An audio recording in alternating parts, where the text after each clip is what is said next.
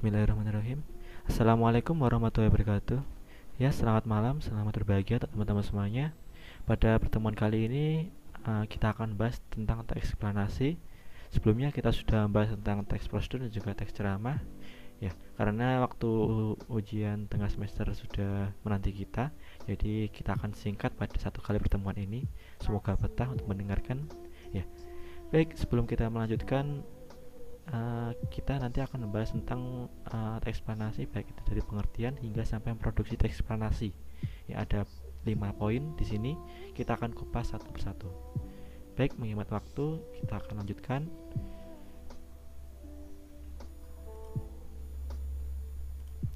Untuk yang pertama, kita akan membahas tentang pengertian dan ciri-ciri dari teks eksplanasi. Mulai dari pengertian. Nah, pengertian dari teks eksplanasi adalah teks eksplanasi adalah teks yang berisi deskripsi dan proses-proses yang berhubungan dengan fenomena alam, sosial, ilmu pengetahuan, dan juga budaya. Jadi, untuk teks eksplanasi ini sendiri bisa disimpulkan adalah sebuah teks yang menjelaskan tentang deskripsi proses-proses. Hampir sama dengan teks prosedur yang menyatakan proses-proses, tetapi ini lebih dideskripsikan menuju sebuah teks, dan itu berkaitan tentang fenomena alam, baik itu sosial, ilmu pengetahuan, dan juga budaya, seperti itu ya. Lalu untuk tujuan dari teks eksplanasi sendiri itu untuk memberikan penjelasan dan informasi kepada pembaca tentang suatu fenomena tersebut bisa terjadi. Misal ada eksplanasi yang judulnya adalah Gunung Merapi, maka teks eksplanasi itu akan menjelaskan proses-proses terjadinya gunung meletus, mulai dari sebelumnya, pada saat, dan juga setelah, seperti itu. Kalau fenomena sosial mungkin ada mungkin kenakalan remaja dan lain-lain. Nah, itu bisa kita ambil menjadi sebuah teks eksplanasi. Itu sesuai dengan pengertiannya. Kalau teman-teman memiliki pengertian lain, bolehlah dicantumkan di kolom komentar atau mungkin tanyakan. Selanjutnya ada ciri-ciri dari teks eksplanasi. Ada banyak ciri-ciri. Karena setiap teks dalam bahasa Indonesia pasti memiliki ciri-ciri atau karakteristik masing-masing. Kalau kemarin kita sudah bahas dari ciri-ciri teks prosedur. Nah, kalau ini eksplanasi, kira-kira apa? Yang pertama adalah menjelaskan kondisi peristiwa atau fenomena. Jadi, sebuah teks eksplanasi pasti menjelaskan sebuah peristiwa atau fenomena, entah itu alam atau sosial, bergantung dengan para pembuatnya. Lalu yang kedua, strukturnya terdiri atas pernyataan umum, proses atau deretan penjelas, dan juga penutup. Ya, jadi terdiri dari minimal paling tidak ada 3 paragraf lah, kalau kita gambarkan secara umumnya.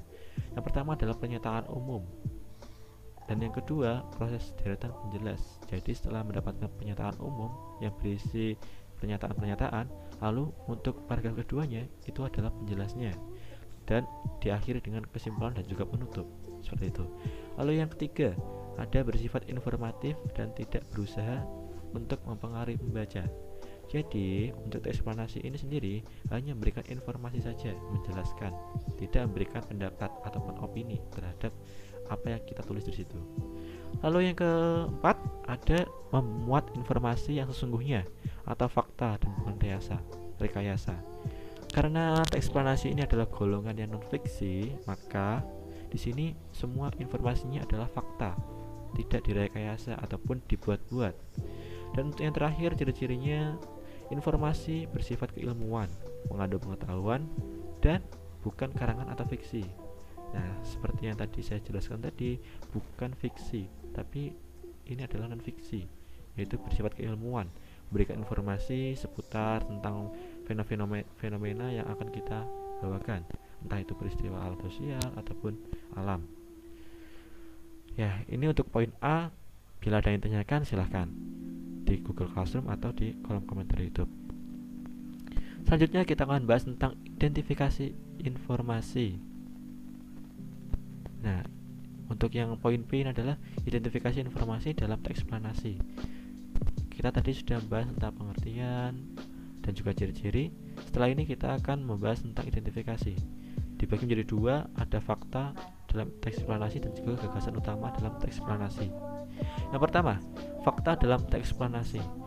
Nah, sebagai salah satu jenis teks non-fiksi, teks eksplanasi berisi informasi fakta yang sesuai dengan kenyataan pada fenomena alam atau fenomena sosial yang terjadi. Nah, fakta yang ada dalam teks eksplanasi merupakan suatu peristiwa atau fenomena yang sungguh-sungguh terjadi. Jadi, kita harus bisa mengidentifikasi informasi tersebut dulu. Istilahnya kita browsing lah untuk mencari informasi. Apakah itu terbukti fakta atau hanya mitos atau legenda belaka. Sehingga kita harus memilah ataupun memilih di mana informasi yang akan kita ambil. Apakah dari surat kabar, dari internet, atau mungkin kita mengetahuinya secara langsung dari alam, atau mungkin kita menyaksikannya. Nah, itu kita kalau sudah mengetahui faktanya baru kita bisa menjadikannya teks eksplanasi. Tetapi kalau hanya sekedar itu opini ataupun omongan belaka ataupun hanya cerita rakyat, nah itu jangan sampai kita buat eksplanasi karena faktanya masih belum terungkap. Lalu yang kedua, gagasan utama dalam teks eksplanasi. Nah, ini berkaitan tentang topik ataupun gagasan utama yang membangun teks eksplanasi sendiri. Paragraf eksplanasi dikembangkan berdasarkan gagasan utama atau ide pokok. Nah, gagasan utama adalah gagasan yang dijadikan dasar dalam mengembangkan kalimat. Gagasan utama digunakan untuk mengendalikan pikiran penulis tentang topik yang ingin disampaikan dalam paragraf tersebut. Jadi, untuk berdasarkan letak gagasan utama sendiri, itu ide pokok dalam paragraf. Teks eksplanasi dibedakan menjadi paragraf deduktif, induktif, dan juga campuran. Jadi, ketika kita membuat eksplanasi, usahakan kita miliki yang namanya gagasan utama, sehingga ketika kita melakukan penulisan, kita tidak akan bingung apa yang akan kita tulis. Jadi misal ketika kita ingin mengambil sebuah fenomena alam, maka kita identifikasi terlebih dahulu kira-kira yang cocok apa. Misal fenomena alam banjir. Nah, kita cari informasi terkait banjir. Apakah fakta sudah membuktikan?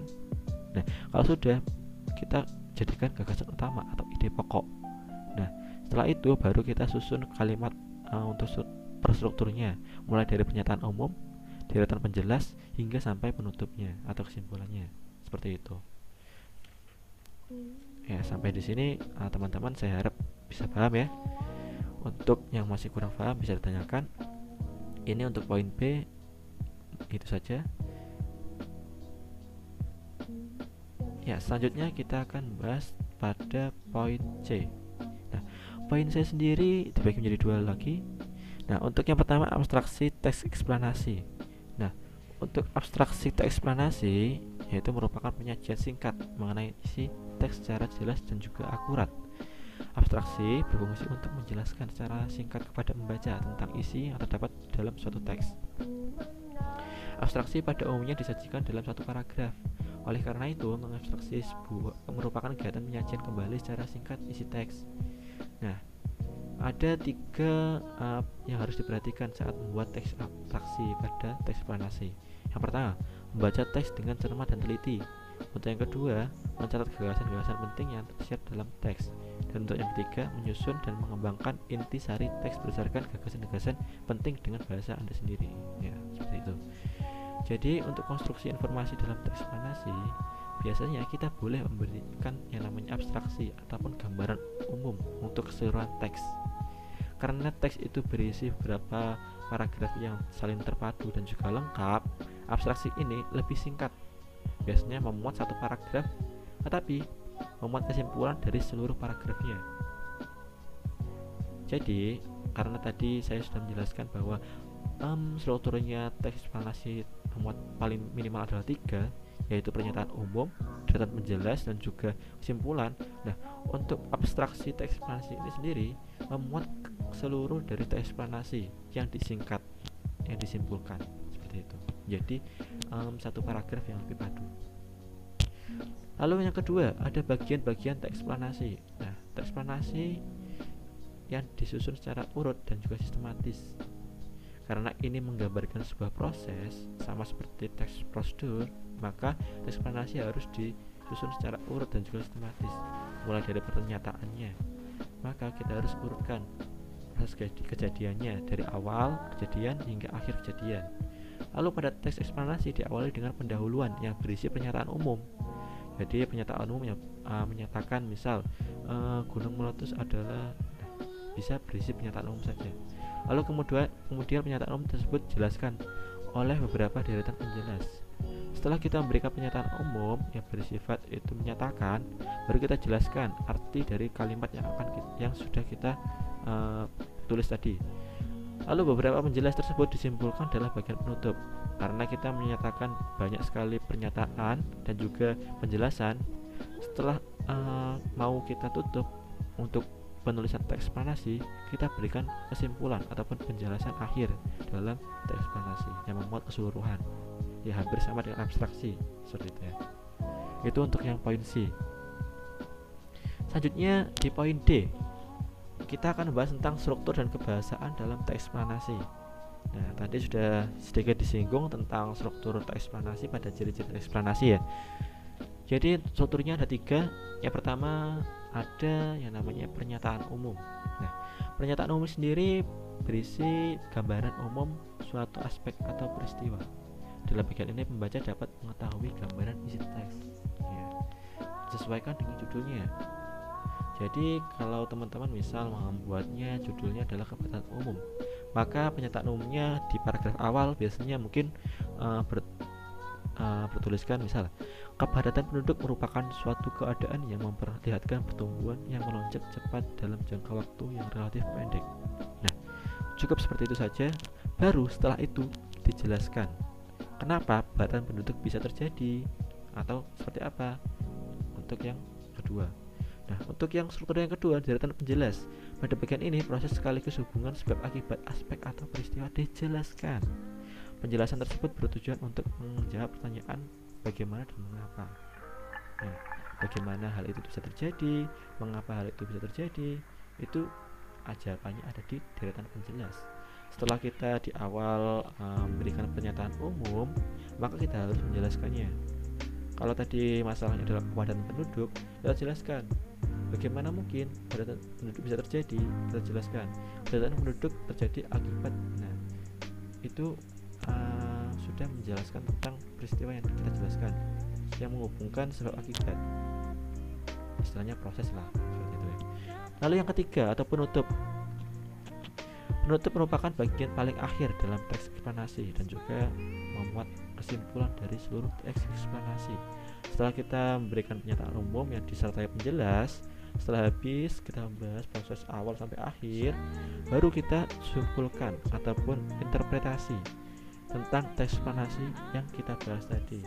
Kalau misal kepadatan penduduk, maka mungkin kita bisa memberikan kesimpulan yang mungkin bunyinya adalah perlu adanya tindakan untuk mencegah kepadatan penduduk. Upaya yang dapat dilakukan untuk pencegahan. Nah, kita bisa memberikan solusi terkait kepadatan penduduk atau masalah lainnya seperti itu. Itu berupa simpulan ataupun penutup. Itu untuk struktur dan kebahasaan dalam teks eksplanasi. Itu struktur dulu ya. Selanjutnya ada lanjutan dari poin D, yaitu tentang kaidah kebahasaan teks eksplanasi. Jadi ini berisi tentang kebahasaan yang bisa dimuat dalam teks eksplanasi. Yang pertama adalah penggunaan istilah. Untuk penggunaan istilah sendiri, istilah adalah kata atau gabungan kata yang dengan cermat mengungkapkan suatu makna, konsep proses, keadaan, atau sifat khas dalam bidang tertentu. Jadi penggunaan istilah dalam teks eksplanasi bisa saja kita berikan ataupun kita cantumkan. Nah, untuk penggunaan istilah sendiri kita sesuaikan dengan keadaan yang ada. Misal kalau tadi adalah kepadatan penduduk, maka mungkin kita bisa memberikan istilah-istilah populer yang terdapat pada berita kepadatan penduduk yang menyebutkan suatu makna. Ya. Mungkin kayak ada istilah istilah kayak meteorologi, presipitasi, lalu atmosfer dan lain-lain. Yang dimana itu istilah-istilah yang masih kurang umum. Nah, kita bisa memberikan istilah tersebut ke dalam teks eksplanasi, tetapi juga dijelaskan dalam maknanya. Seperti itu. Lalu yang kedua, penggunaan keterangan waktu. Nah, keterangan waktu adalah jenis keterangan yang menunjukkan waktu. Keterangan waktu menggunakan kata hubung pada, dalam, setelah, sebelum, sesudah, selama, sepanjang, dan kata temporal seperti kemarin, sekarang, nanti, dan besok. Nah, penggunaan waktu ini, penggunaan keterangan waktu ini hampir sama dengan penggunaan yang ada di teks prosedur.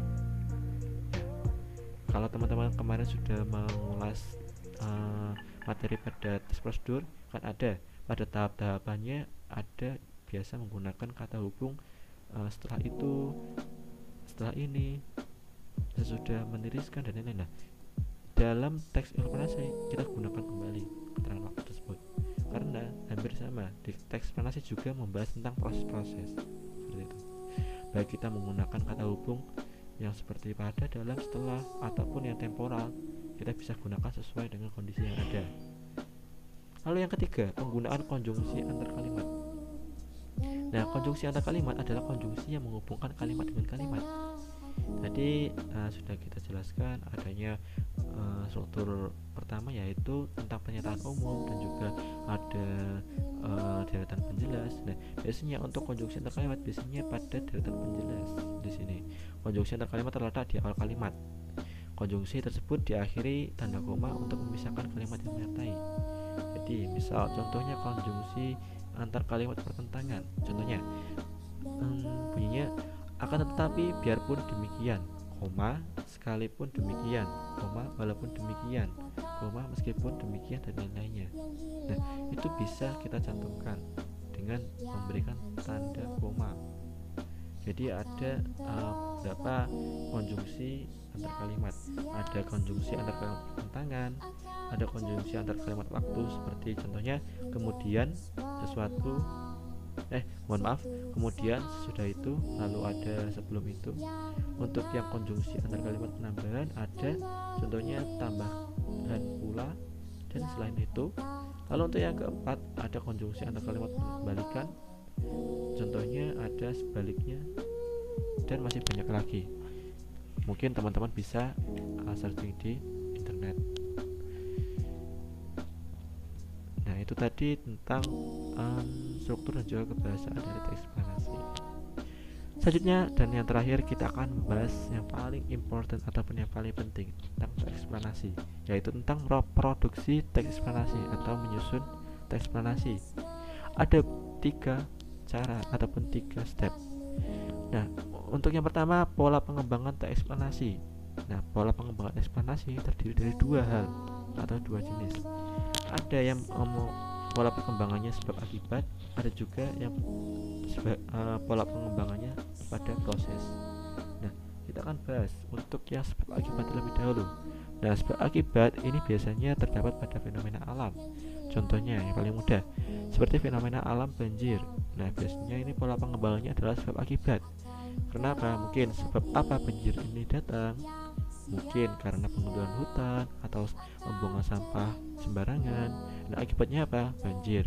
Jadi pada penulisan atau produksi teks eksplanasi, paragraf yang paling awal tentang sebabnya terlebih dahulu, baru akibatnya banjir. Seperti itu. Lalu pola pengembangan yang kedua adalah proses, tahapan. Nah, tahapan ini mungkin juga seperti lebih umum sih kalau yang untuk yang proses ini. Kalau kita ambil contohnya misal gunung meletus, biasanya ada tahapan-tahapan atau prosesnya, tidak langsung meletus. Biasanya ditandai dengan adanya gempa terlebih dahulu atau yang lain-lain, seperti itu untuk pola pengembangan dalam teks eksplanasi. Lalu yang kedua, langkah-langkah penulisan teks eksplanasi. Setelah kita memilih pola pengembangan sesuai dengan tema atau topik yang akan kita bahas, selanjutnya kita harus memastikan langkah-langkah untuk menulis eksplanasi terlebih dahulu. Ada 5 langkah. Yang pertama, menentukan topik atau tema. Kita tentukan terlebih dahulu topik atau tema yang akan kita ambil. Satu topik atau tema, entah itu ambilnya tentang fenomena alam ataupun fenomena sosial atau pendidikan dan lain-lain. Nah, kita tentukan satu tema atau topik yang akan kita kembangkan. Lalu yang kedua, menentukan tujuan penulisan.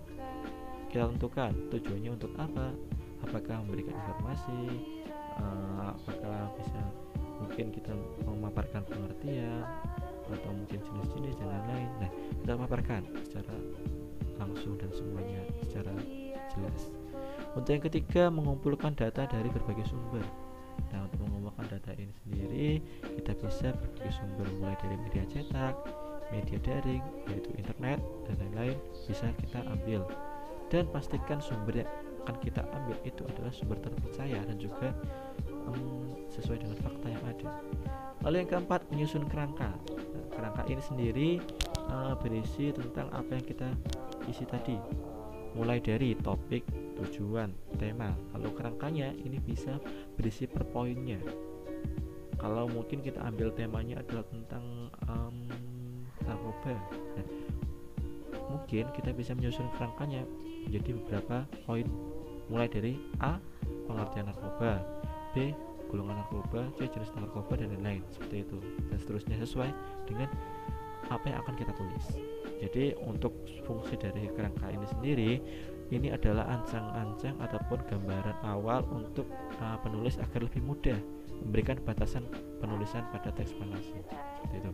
Dan untuk yang terakhir, yang kelima, mengembangkan kerangka menjadi karangan teks eksplanasi. Setelah kita menyusun kerangka, kita kembangkan kembali dari per poin itu menjadi sebuah kalimat yang lebih lengkap, mulai dari ada pernyataan umum, ada penjelasnya, hingga sampai simpulan dan juga penutup. Dan tahapan ini teman-teman bisa menyuntingnya kembali pada tahapan berikutnya. Ya, untuk tahapan selanjutnya adalah menyunting teks eksplanasi. Ya, ada beberapa langkah. Yang pertama ada membaca kalimat demi kalimat. Nah, ini membaca seluruhan dari teks eksplanasi. Untuk apa? Barangkali memungkinkan adanya kesalahan penulisan, kesalahan ejaan, ataupun mungkin kesalahan tata bahasa dan juga penggunaan konjungsi dan lain-lain. Kita bisa sunting kembali untuk meneliti apakah ada kesalahan. Lalu yang kedua, membenarkan kesalahan yang terjadi pada penulisan teks. Setelah kita menandai ataupun memberikan marker kepada kalimat ataupun kata yang terdapat kesalahan di dalam teks eksplanasi, kita benarkan. Lalu selanjutnya ada memeriksa keterpaduan paragraf untuk menemukan kesalahan. Kita sesuaikan keterpaduannya, mulai dari yang awal yaitu pernyataan umumnya, lalu yang kedua tentang penjelasnya, hingga sampai kesimpulan. Apakah sudah padu, sudah sesuai? Nah, kita sunting kembali, kita lihat kembali apakah ada kesalahan di situ. Kalau misalnya ada kesalahan, kita padukan kembali, mungkin ada yang dikurangi atau yang ditambahkan. Dan untuk yang terakhir dalam langkah-langkah untuk menyunting teks eksplanasi, yaitu memperbaiki keruntutan paragraf. Karena di sini teks eksplanasi menyatakan sebuah proses, maka penting adanya keruntutan dalam paragraf. Seperti yang tadi kita bahas, yaitu tentang struktur teks eksplanasi, usahakan strukturnya benar, jangan dibalik-balik, sehingga keruntutan paragrafnya sangat baik kalau seperti itu. Ya, untuk produksi teks eksplanasi itu saja. Ya, saya harap teman-teman dapat memahami untuk materi teks eksplanasi. Itu saja, kurang lebihnya mohon maaf apabila mungkin ada salah kata atau teman-teman masih kurang paham, bisa tanyakan kepada saya, bisa melalui JP ataupun bisa melalui Google Classroom. Jadi untuk materi ini saya anggap sudah selesai. Itu saja yang bisa saya sampaikan, kurang lebihnya mohon maaf. Wabillahi taufiq wal hidayah. Wassalamualaikum warahmatullahi wabarakatuh. Bye, see you next tomorrow.